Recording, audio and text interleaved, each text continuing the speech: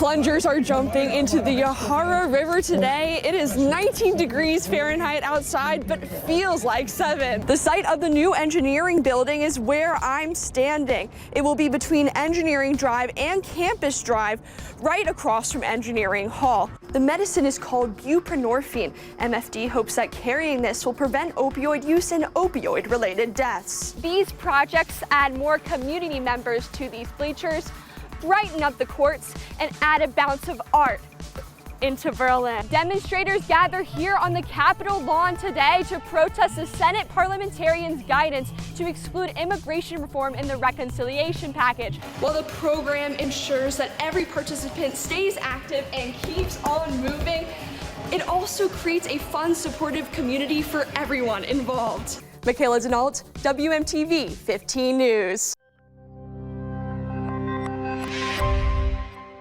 New at 6, the Janesville City Council has approved the first step in a long-term plan to clean up and redevelop the site of the former General Motors assembly plant. WMTV's Mikayla Denault stopped by the site to learn more about the location's future. It's empty. There's, like I said, the rail lines and chunks of concrete and whatever left over from when they knocked the buildings down. Yeah. This is Janesville resident Frank McNamer. Right behind him is the former GM assembly plant site that shut down in 2009. It is 250 acres of blighted and contaminated property.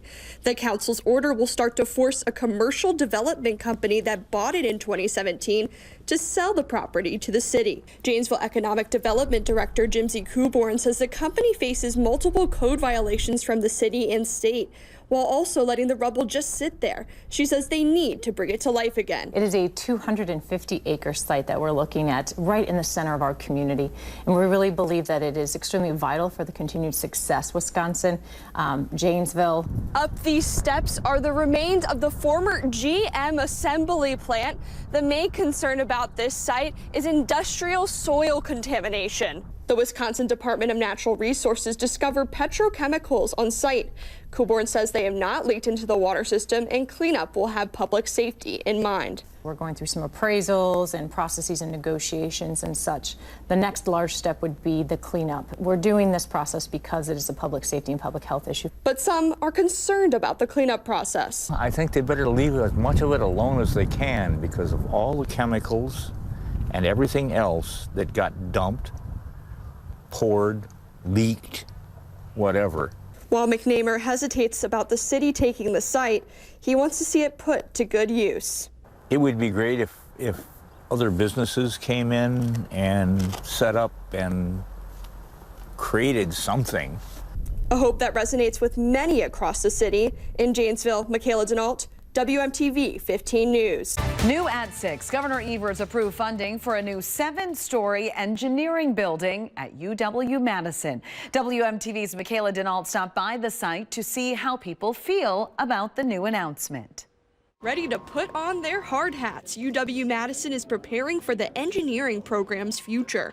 A top budget priority, the new building will cover 395,000 square feet, set to provide updated technology, more research, and program opportunities. We can go from this idea to really implementing this vision and to have the impact that we want to have on the state. The site of the new engineering building is where I'm standing. It will be between Engineering Drive and Campus Drive, right across from Engineering Hall. The building behind me will be gone. And I think a new refurbished building will be super awesome for everyone across campus. Amir Shukla is an engineering student and a member of Wisconsin Racing. The club builds and races Formula-style cars.